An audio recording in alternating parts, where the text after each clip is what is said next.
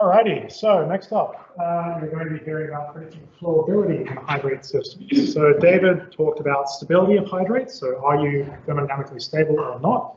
Mark talked earlier about if you are inside the hydrate equilibrium region, how likely is it, what is the actual probability that you're actually going to get formation in the first place?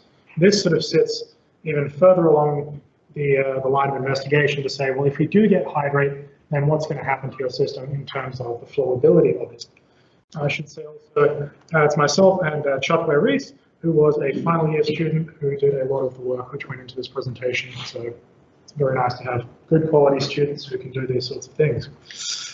The conclusions, basically, I will walk through the different hydrate models that are available. So Carolyn did a good job of talking about this earlier on at the very start. I'll go through it again briefly. And then I will look at the different use cases of some of these models. I'll take a particular example of the pseudo-dry gas concept, which I'm sure some of you will have heard about from Lee Thomas in his visits over here. The essence is it's a new subsea separation system. You'll get a gas production line and you'll get a liquid production line.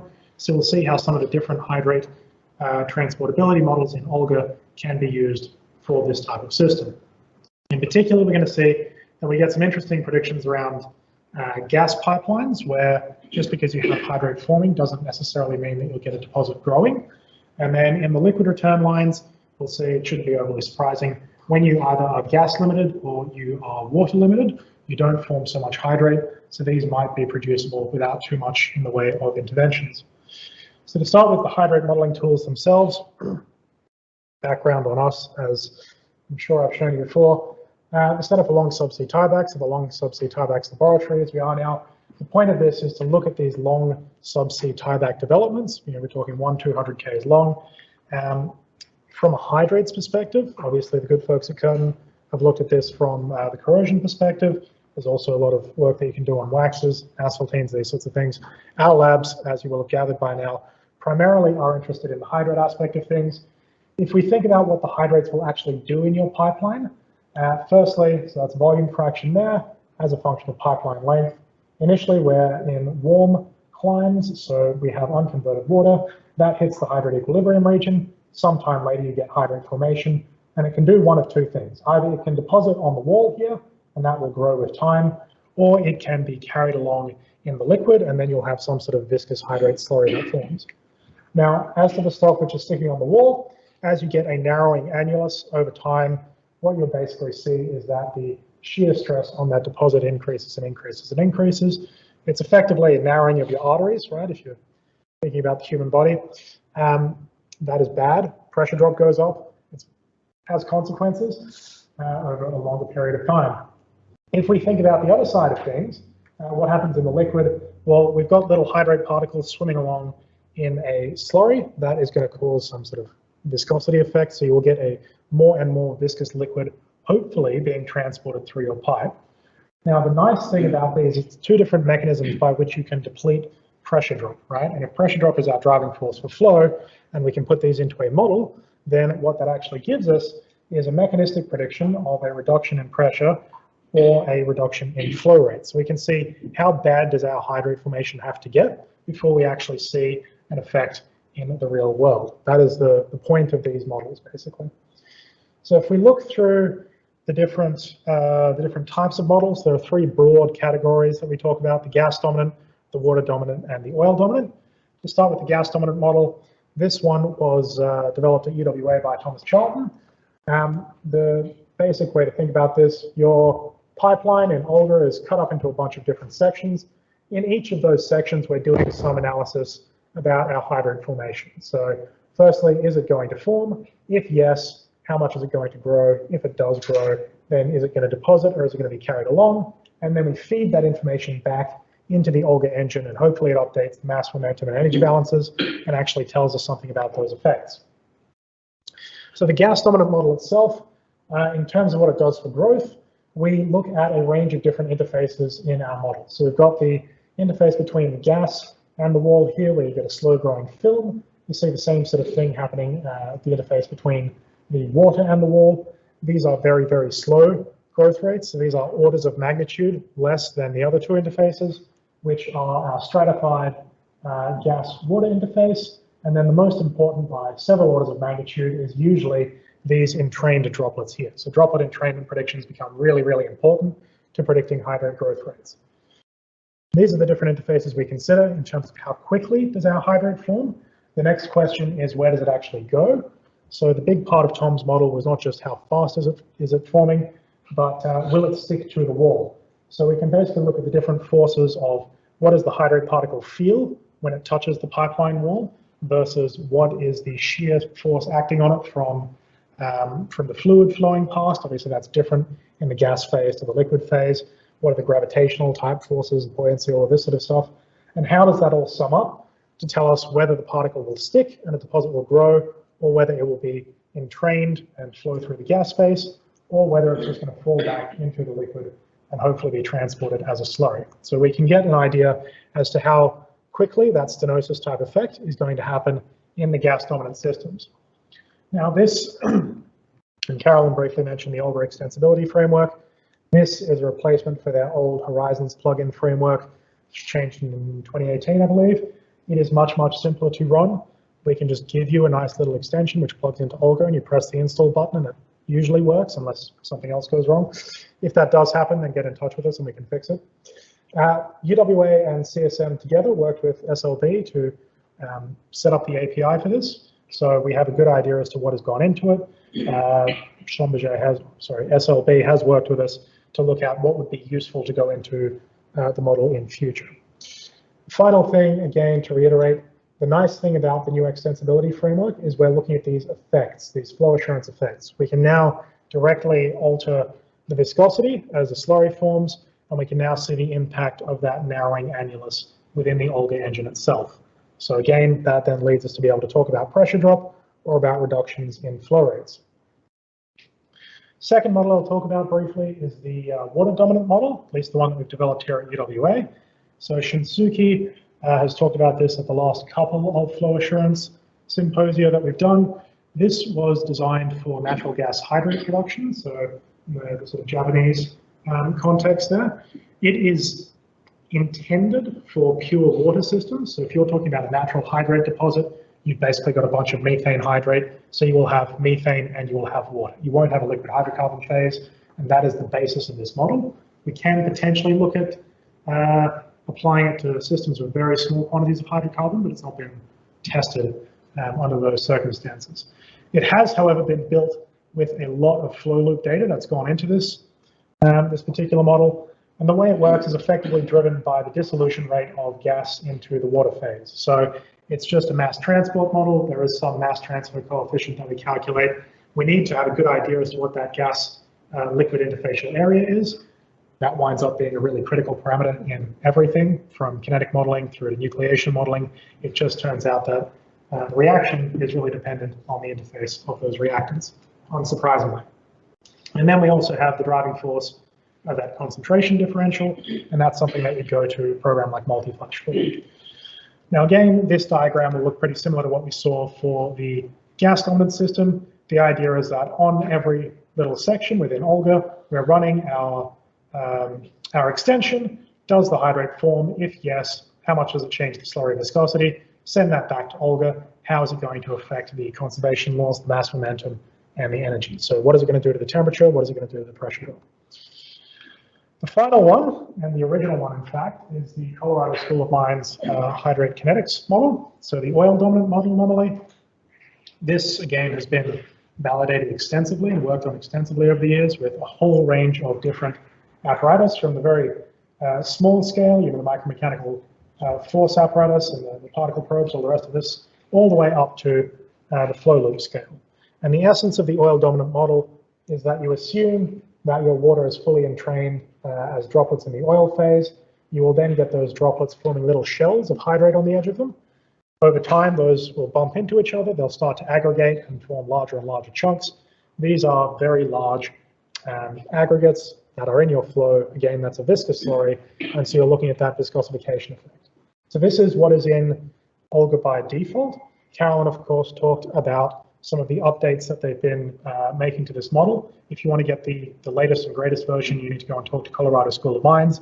It's not going to change in the next iterations that are released in Olga, so far as I'm aware. Okay, but again, it's the standard model. Okay, so those are our gas, our water, and our oil dominant type models. Let us now see a case that we might apply these different things to. So I will talk about the concept of subsea separations. So you will have all heard of subsea separation technology before. Many of you will have heard about this pseudo dry gas concept. The idea here is it's an inline separator. So the top thing here, this is your main return line. You can see in the low pressure video here, well, right the way through here, you've got a gas line which is continuous, which is piggable, and is a large ID. Off the side of this, you have basically gratings, and your liquids are collected in a secondary line, and then these get pumped back to shore over a period of time. Now, the early designs for this, they would have 2, maybe 3 of these subsea separators. As they've gotten more familiar with the simulations and the understanding of how this actually works, usually they'll only put 1 of these subsea separators on a given system. Again, the ability for it to be piggable is quite nice, quite unique. And while this is a low pressure system here, they have in fact just finished doing the high pressure testing, and it does seem to work at high pressure as well. You'll all be pleased to hear. So it's well worth talking to Lee about this technology. Now, where we came in with Intech C, with Wally, was looking at modeling these in Olga. So they have existing models that they have done. This is a very messy model, but you have some inlet multi-phase line, you connect it to a separator, you then have a gas and you have a liquid line. Olga doesn't like doing this. It will have problems when you get the separator being completely full, where you'll get crashes. It'll have problems because it says, no, you cannot put a pig through a separator. That's a really dumb thing to do. So it'll have various different crashes that are around that. And we came in and said, well, we can look at some alternatives for you within Olga for handling these sorts of separation systems. So what we came up with was a new little Olga app that we've worked on with Wally. So we basically removed this separator, and it looks like these are 3 completely independent lines.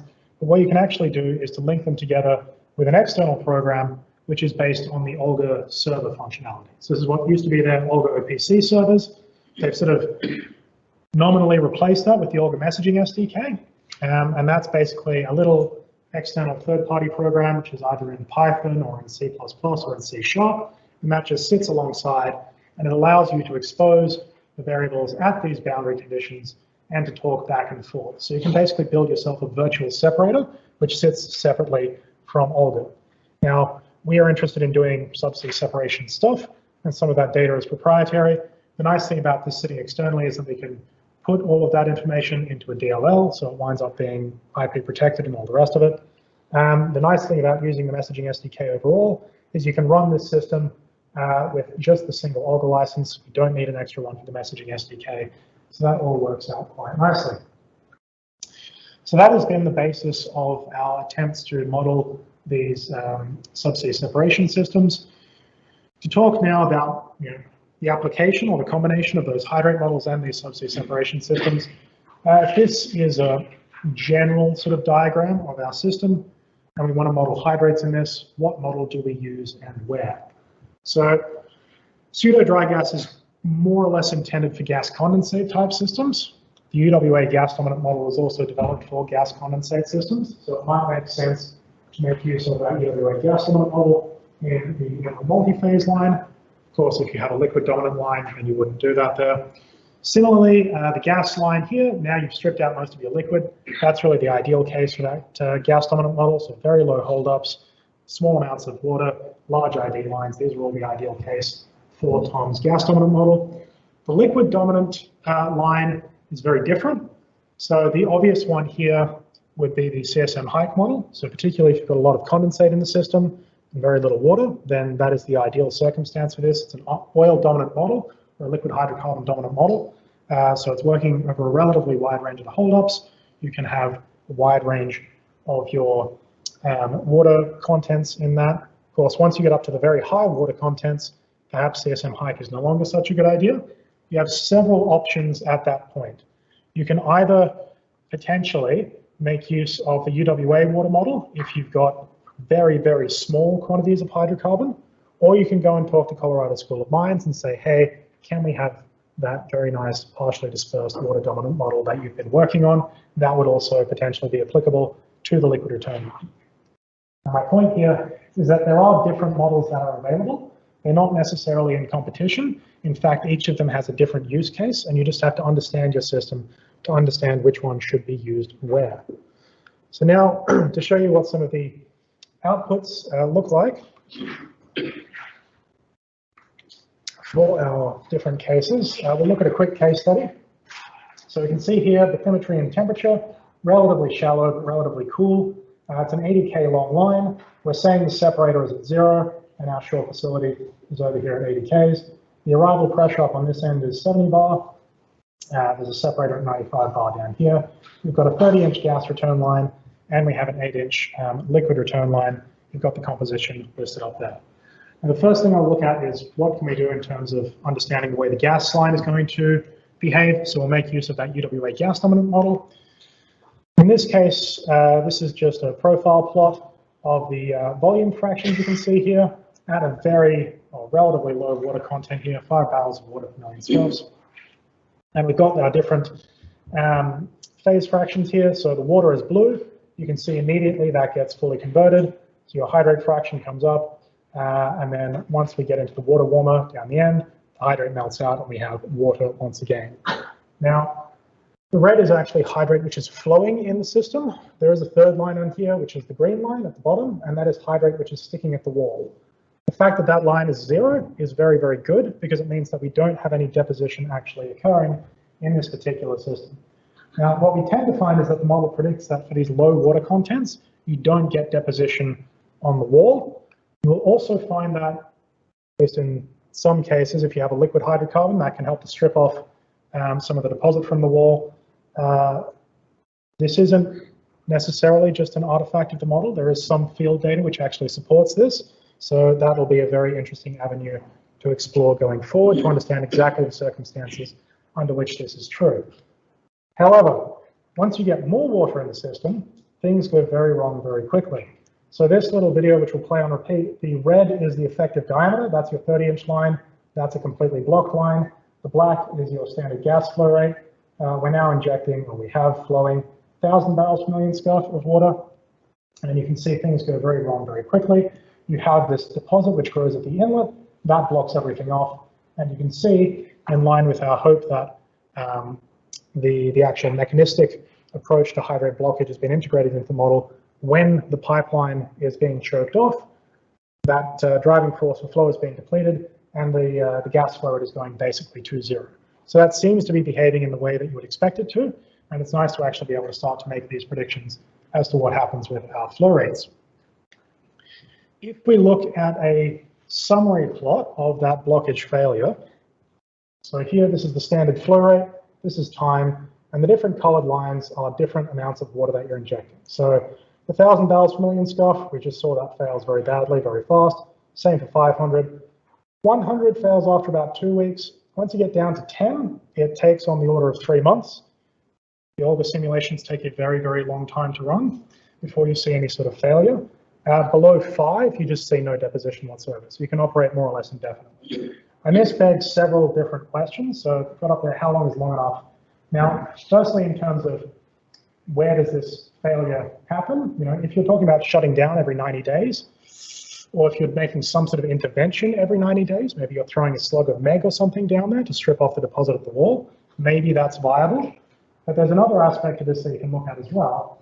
If we pull up that 500 barrel per million scf case, so again, that's what's on this axis in the yellow color, and then on the right-hand axis, the way this simulation is set up is actually a control valve, which will open up a little bit to try and maintain that flow rate.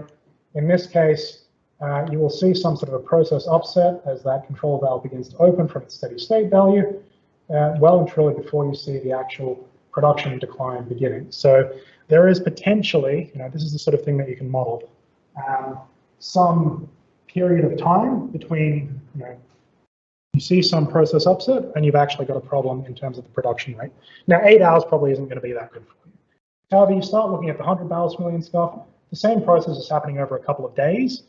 You know, this becomes an argument as to maybe, depending on the different interventions that we have available, this can give us enough information to help manage hydrate formation rather than to just throw the kitchen sink at it and to try and fully inhibit it all the time. All right, so that is the gas line.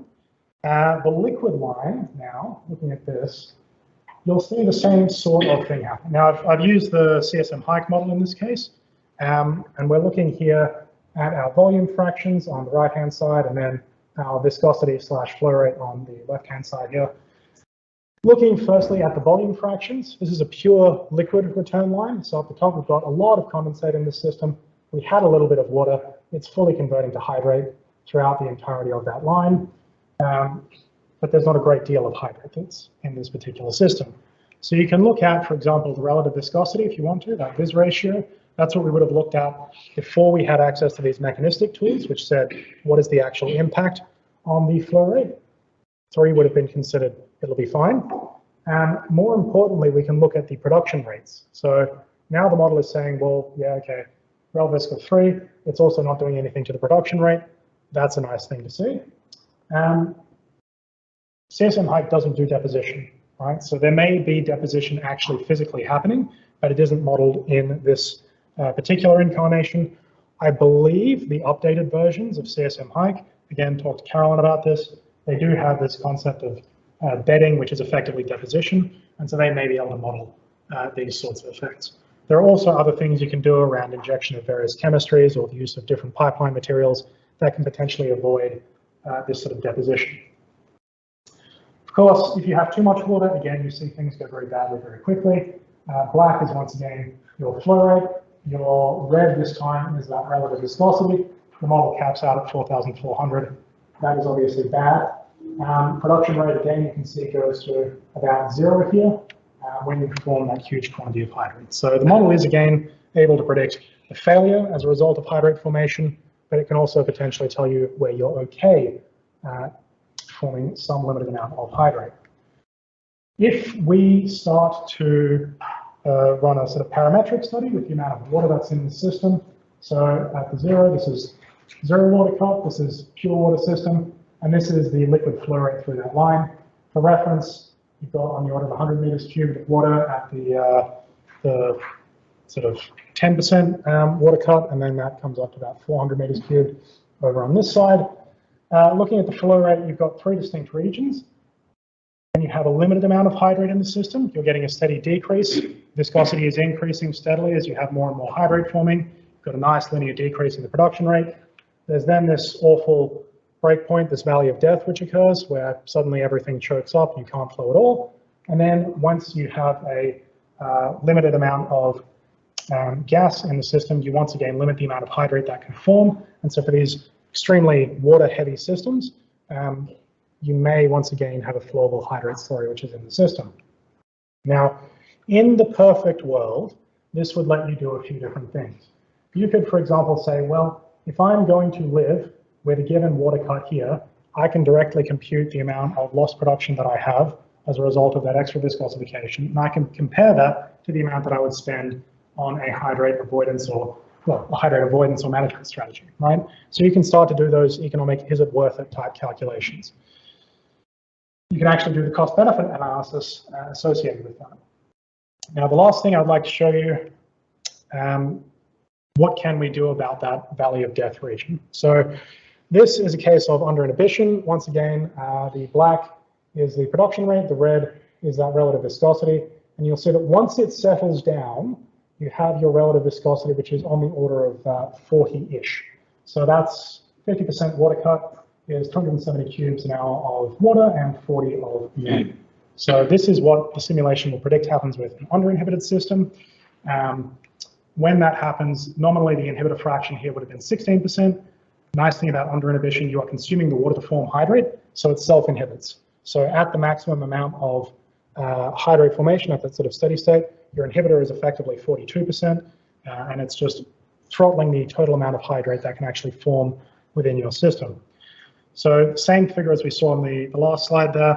Again, what happens in terms of the liquid flow rate with no inhibitor versus you have a system which is limited to, say, 20 meters cubed an hour of MEG versus you have a system which has 40 meters cubed per hour of MEG.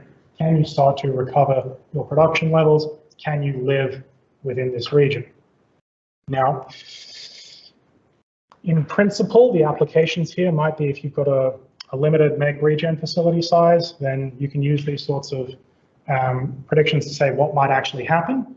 If you have a green field, then you might say, well, what happens if we do just build a smaller facility in the first place and we trust that the reservoir engineers didn't screw up on the amount of water produced calculation? However, there's always a big however, very much theoretical, probably very scary, definitely needs some strong experimental backing. In particular, when you remember that the CSM hike model, which has been used to predict this, is for oil dominant systems, right? So once you start taking particularly like a condensate line, beyond the sort of 50% water cut, you're no longer going to have that fully dispersed oily water type system. You really need to actually run some tests. You can look at the more advanced type models that exist, but the point is that these things are becoming available and they do give you some interesting predictions, which you can start to use to make those cost savings, which will actually enable some of these deeper, further offshore developments. So again, the conclusions here, we've basically just looked at what is it that the models are doing and what potentially can they be used for in future. I think the pseudo dry gas is an interesting option because it's really good for the gas line. It's doing that water limitation. It's also reducing the back pressure on your gas line, so you tend to get longer production plateaus for your systems and higher recoveries as well. The liquid hydrocarbon phase through the liquid return line is an interesting one. Again, that's really going to depend on some of the experimental evidence to back you. And just to reiterate on the gas lines, there is some field evidence which suggests that you don't necessarily get those large deposits forming, so it's not just a model prediction. That's it. Thank you very much. Do we have any questions?